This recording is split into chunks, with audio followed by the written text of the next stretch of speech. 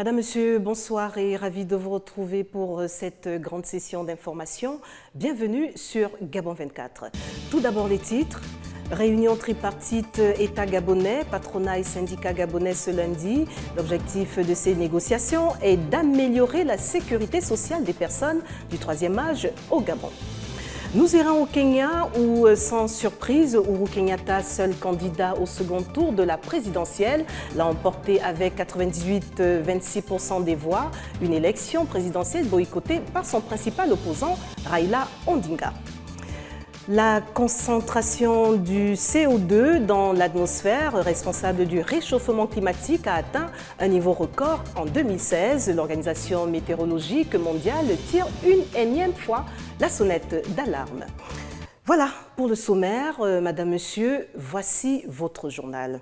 Et nous commençons par la page Gabon, et je vous le disais en titre, des négociations tripartites se sont ouvertes ce lundi entre l'État, le patronat et les syndicats gabonais. La démarche va permettre d'améliorer le régime de sécurité sociale de la branche vieillesse au Gabon. Les explications de Gaël Mapessi, Fred Dongo. Rétablir l'équilibre structurel de la branche vieillesse dont les paramètres ne permettent plus d'assurer le bon fonctionnement du régime de sécurité sociale, vieux de 42 ans, géré par la Caisse nationale de sécurité sociale, voilà tout l'enjeu des négociations entre l'État et les partenaires sociaux ouvertes ce lundi à Libreville par le Premier ministre gabonais Emmanuel Issé-Zangondé. Ce qui va changer aujourd'hui, c'est la durée assurantielle. Il faudrait essayer d'allonger la durée assurantielle pour étaler la dépense dans le temps.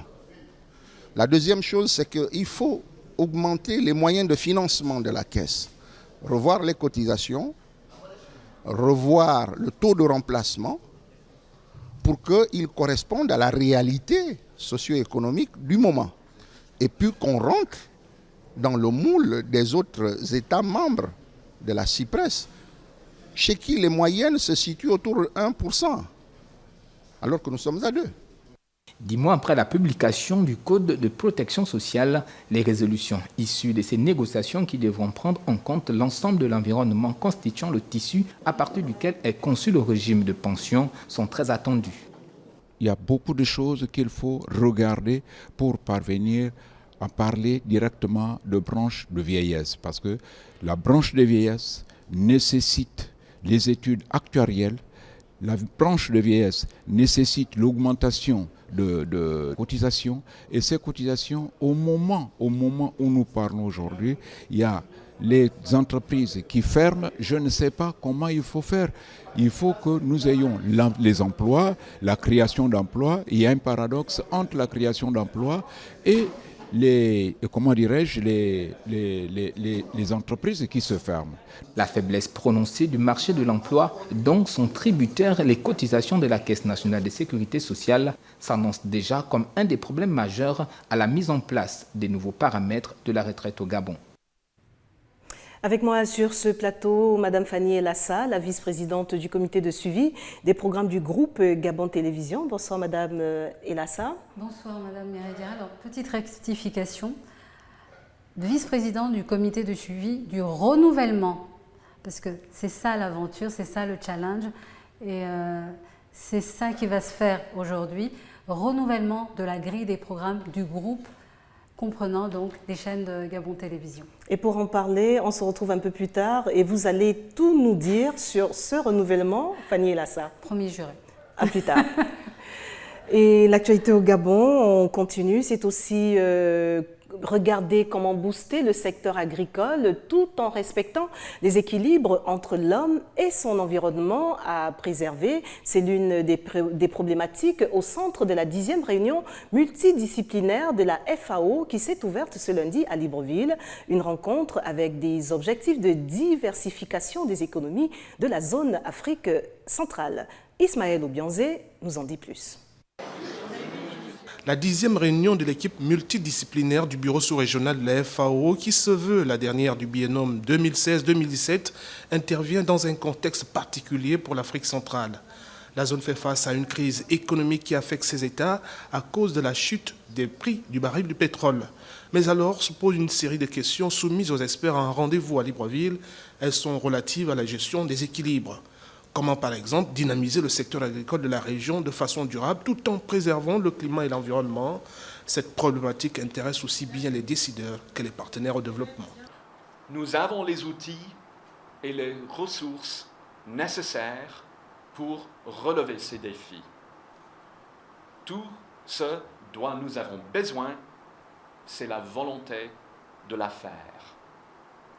Heureusement, aujourd'hui marqué par votre présence ici, nous avons et la volonté et l'expertise. L'Afrique centrale s'est lancé un défi, celui de diversifier son économie suite à la dégringolade du pétrole. Ce défi de tous les espoirs repose sur l'agriculture. À ces paris s'oppose la nécessité de préserver les riches écosystèmes de la sous-région qui constituent la deuxième plus grande zone forestière du monde, intégrant les communautés locales dans la gestion et leur entretien. Vient ensuite la lutte contre la pollution marine et la pêche illégale, illicite et non déclarée, et l'amélioration du régime alimentaire des familles vulnérables pour lutter contre l'augmentation de la malnutrition. Prendre en compte toutes ces réalités de terrain, la FAO croit malgré tout à la nécessité d'accentuer son accompagnement pour un développement juste à travers le monde. L'organisation pense qu'il faut en amont soutenir l'agriculture familiale et de subsistance et dans le même temps améliorer l'accès des populations à des terres fertiles. Le ministère des Transports et de la Logistique et l'Organisation maritime internationale ont lancé ce lundi à Libreville une formation de renforcement des capacités des agents des services maritimes sur le transport et la manutention des marchandises dangereuses. En témoigne ce compte rendu de Lariska Lormamengi, Bertin Osaga. Comment maîtriser le trafic maritime dans le transport et des substances dangereuses? Une problématique qui fait l'objet d'une formation sur le transport et la manutention des marchandises dangereuses. Une formation à l'endroit des agents des services maritimes qui a débuté ce lundi à Libreville.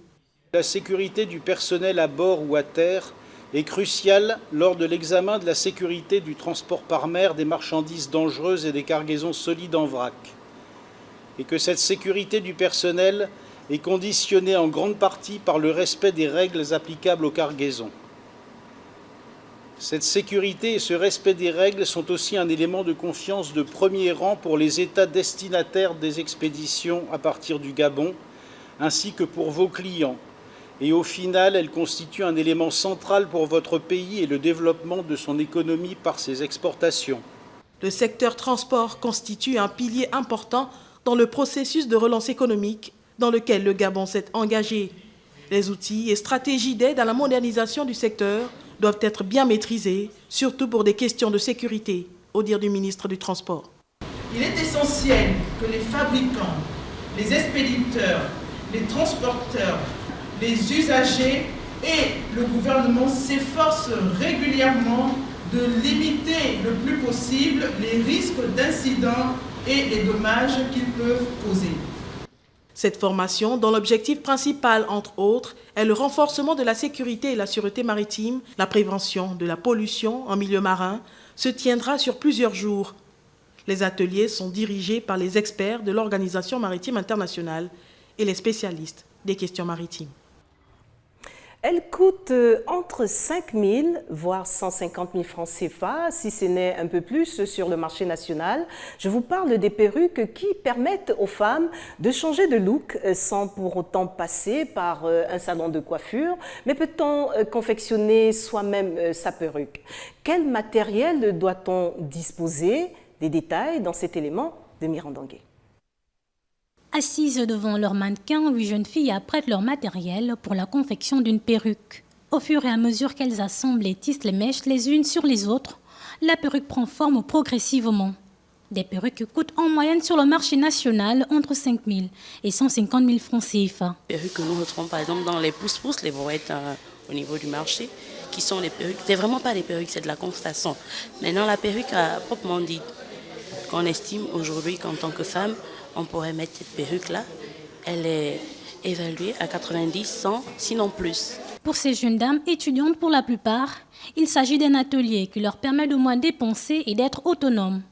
L'initiative est d'Ophélie Azizet, étudiante au département d'anglais à l'université Omar Bongo. Je me suis dit, au lieu que je garde cette connaissance pour moi, pourquoi ne pas donner cette connaissance aux autres, afin qu'elle soit autonome.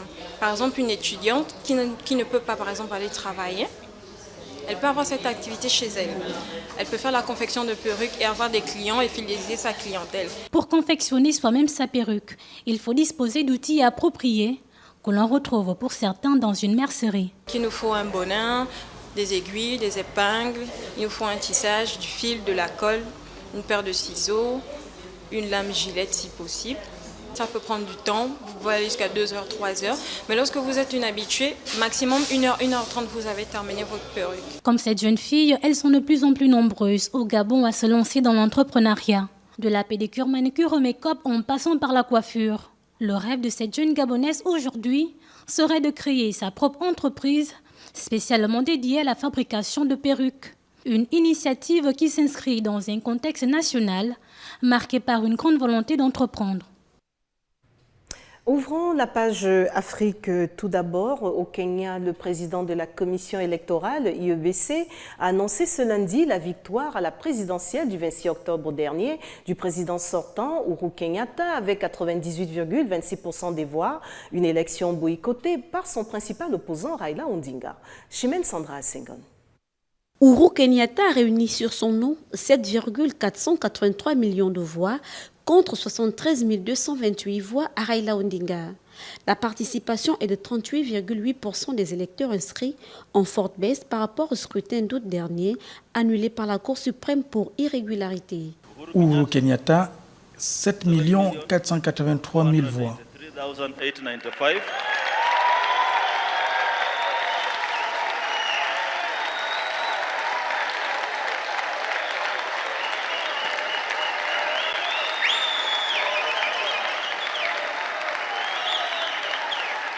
Thank you. Merci.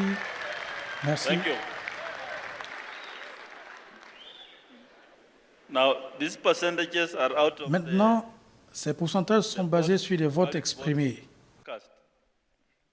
soit 98,26%. La victoire de Kenyatta pourrait faire l'objet de recours en justice. Elle fait aussi craindre de nouvelles violences dans les bastions de l'opposition et soulève déjà dans les médias locaux la question de la légitimité du président au terme d'une élection tronquée. Car l'IEBC a annoncé les résultats sur la base des 266 circonscriptions où le vote a pu avoir lieu. Elle a considéré que le résultat global sur l'ensemble du pays ne pouvait être mis en cause, même si le scrutin devait finalement être organisé dans l'Ouest. L'élection de jeudi avait été organisée après l'invalidation historique sur le continent de la réélection le 8 août de Kenyatta avec plus de 54% des voix. Quelques heures après son arrestation, François Compaoré, frère de l'ancien président déchu burkinabé, Blaise Compaoré, a retrouvé sa liberté ce lundi en France, en attendant, selon son avocat Pierre Olivier, une demande d'extradition du Burkina Faso dans l'enquête sur l'assassinat du journaliste Norbert Zongo en 1998. PJ au passe s'en fait l'écho. Ce lundi 30 octobre, le procureur général de la Cour d'appel de Paris a décidé de laisser François Compaoré, le frère cadet de Blaise Compaoré, en liberté, en attendant que les autorités judiciaires françaises jugent de son extradition ou non vers le Burkina. La veille, il avait été interpellé par la police française à son arrivée à l'aéroport Paris-Charles de Gaulle, en provenance d'Abidjan, en vertu d'un mandat d'arrêt international émis par la justice burkinabé dans le dossier Norbert Zongo, retrouvé calciné dans son véhicule le 13 décembre 1998 avec ses 3 compagnons de route. À son arrivée à Roissy, on lui notifie un mandat d'arrêt international, avec donc des conséquences terribles en matière de liberté publique. On demande qu'il soit mis en prison. Eh bien aujourd'hui, la justice dit non. Donc le Burkina Faso, la justice burkinabé a été mise en échec par la justice française aujourd'hui. Considéré comme le principal suspect dans l'assassinat de ce journaliste d'investigation, François Compaoré est inculpé par la justice burkinabé pour incitation à l'assassinat. Dans cette affaire toujours non résolue, juste après l'annonce de son arrestation à Paris, la procureure du Burkina Faso avait indiqué qu'elle allait officiellement demander son extradition aux autorités françaises.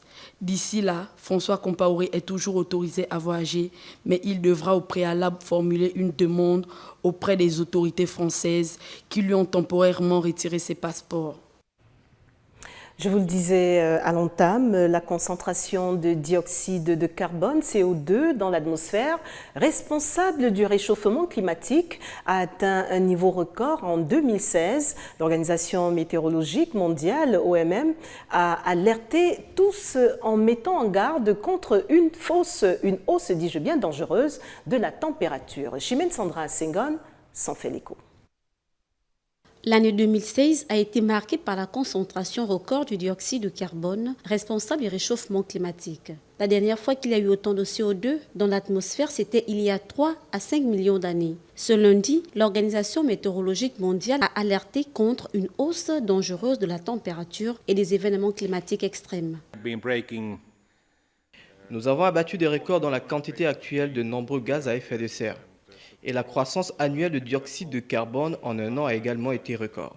Elle était de 400 parties par million ppm en 2015. La teneur de l'atmosphère en dioxyde de carbone a atteint 403,3 ppm en 2016 et représente désormais 145% de ce qu'elle était à l'époque pré-industrielle, c'est-à-dire avant 1750.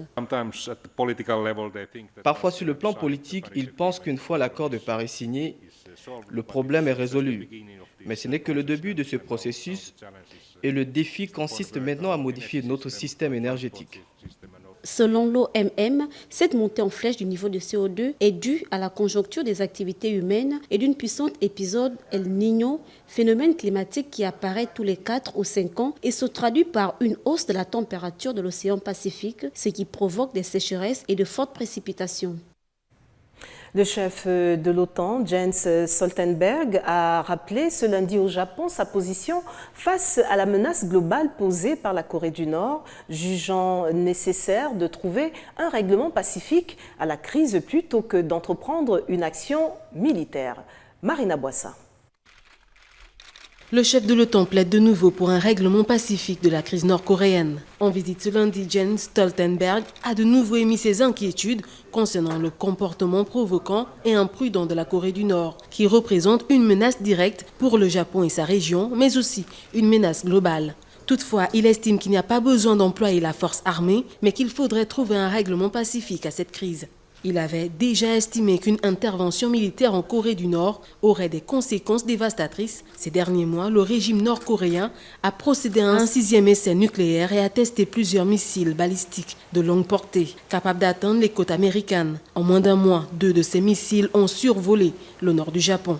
Pour rappel, l'OTAN soutient fortement une pression politique, diplomatique et économique sur la Corée du Nord. Le chef de l'OTAN insiste sur la nécessité de s'assurer que les sanctions votées par l'ONU en septembre dernier contre Pyongyang soient pleinement appliquées et en toute transparence. L'émir du Qatar accuse les 4 pays d'avoir déclenché un blocus économique et politique contre son pays en juin pour tenter de renverser son régime. Svetlana Gladys Maganga pour le récit.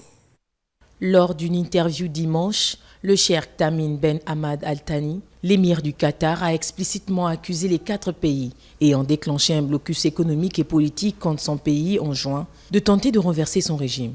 Nous n'accepterons pas que quiconque interfère dans notre souveraineté nationale. Quand vous me parlez de fermer une chaîne comme Al Jazeera, l'histoire retiendra dans 50 ou 60 ou 70 ans que ça a changé l'idée même de liberté d'expression dans la région. Donc vous n'allez pas fermer Al Jazeera? Nous n'allons pas fermer Al Jazeera. Les 4 pays l'accusent de soutenir des groupes islamistes radicaux et d'être trop proche de l'Iran. Le Qatar n'a plus d'accès terrestre au reste du monde depuis le 5 juin dernier, quand l'Arabie Saoudite, les Émirats Arabes Unis, le Bahreïn et l'Égypte ont rompu leurs relations avec le pays, provoquant une importante crise diplomatique dans le Golfe. Ça a été un choc. Un choc parce que, quelques semaines plus tôt, nous étions tous réunis ensemble dans une même salle, le président Trump compris, et nous discutions du terrorisme, du financement du terrorisme, et aucun de ces pays n'a soulevé la moindre question. Personne ne m'a rien dit. Ils lui ont imposé des sanctions économiques, notamment l'arrêt des liaisons aériennes, maritimes et terrestres, forçant le Qatar à développer de nouvelles voies d'approvisionnement par les airs ou les mers, ainsi qu'à rechercher de nouveaux soutiens diplomatiques. Jusqu'à présent, Doha n'accusait pas explicitement ses voisins de tentatives de changement de régime. Avant le rappel des titres, je reçois Abdoulaziz Maïga. Le groupe Gabon Télévision va procéder à des changements. En attendant, à Gabon 24, les groupes d'information ou les blocs d'information également ont connu quelques petits changements, d'où la présence d'Abdoulaziz Maïga sur ce plateau. Abdoulaziz, bonsoir. Bonsoir Mireille, bonsoir à tous les téléspectateurs. Il y en a qui vous ont cherché ce matin au 6-9, mais il y a une raison. Dorénavant, vous serez en charge du bloc d'information de 22h en minuit en live. Exactement. À quoi peut-on s'attendre dans ce bloc de 3 heures d'infos non-stop?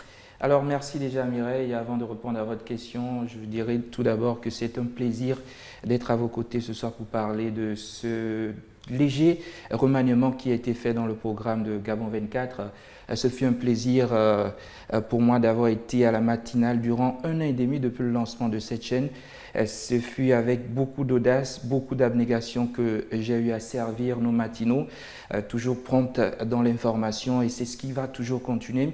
Vu que Gabon 24 est toujours dans ce leitmotiv d'informer au temps opportun, il y a eu ce remaniement. Il y aura toujours le 6-9 qui sera présenté par une autre présentatrice, notamment Marina Boissa, le 12-15, le 18-21, et aujourd'hui on parlera du 22 minuit. C'est un bloc qui est désormais là et qui sera opérationnel dans quelques heures seulement. Et dans ce bloc, vous aurez droit, comme d'habitude, au journal Gabon qui commencera à 22h, le journal Afrique et Gabon cette fois-ci à 23h, et à minuit ce sera le round-up de toute la journée. Alors vous qui avez raté, vous aviez raté les éditions d'information de la journée, ne zappez pas, à minuit vous aurez droit au condensé de toute l'actualité nationale, internationale. Et petite différence peut-être, ou bien un détail qui vaut son pesant d'or, et c'est en direct. Et c'est en direct, il faut le souligner, c'est en direct. Gabon 24, comme les téléspectateurs le savent, c'est le direct, et ce sera encore le direct à partir de 22h. Et le point particulier de ce bloc qui s'ajoute, c'est que il y aura des analyses qui seront apportées par des journalistes de la rédaction de Gabon 24, il y aura des inserts téléphoniques, et ce sera pour permettre aux gens qui sont prêts à se coucher à toujours avoir ce regard sur l'actualité nationale. C'est bien vrai que nous sommes dans l'info en continu, il va falloir rester toujours dans cette dynamique, et Gabon 24 a instauré ce bloc pour répondre à la demande de ses téléspectateurs. Autrement dit, pour avoir l'heure juste sur l'information au Gabon et de dernière minute, il faut être câblé sur Gabon 24. Exactement. Abdoulaziz Maïga, merci pour toutes ces précisions. Abdoulaziz Maïga qui a tenu le bloc d'information du 6-9 pendant 1 an et demi, il a dit, dorénavant vous le retrouverez du lundi au jeudi, tous les soirs de 22h à minuit en direct. En direct. Merci encore. Le temps pour moi de procéder au rappel des titres. Vous l'avez vu au Gabon, réunion tripartite, État gabonais, patronat et syndicats gabonais ce lundi. L'objectif de ces négociations est d'améliorer la sécurité sociale des personnes du 3e âge au Gabon. Nous étions au Kenya où, sans surprise, Uhuru Kenyatta, seul candidat au second tour de la présidentielle, l'a emporté avec 98,26% des voix. Une élection présidentielle boycottée par son principal opposant, Raila Odinga. Et parlant de climat, la concentration du CO2 dans l'atmosphère responsable du réchauffement climatique a atteint un niveau record en 2016. L'Organisation météorologique mondiale tire une énième fois la sonnette d'alarme.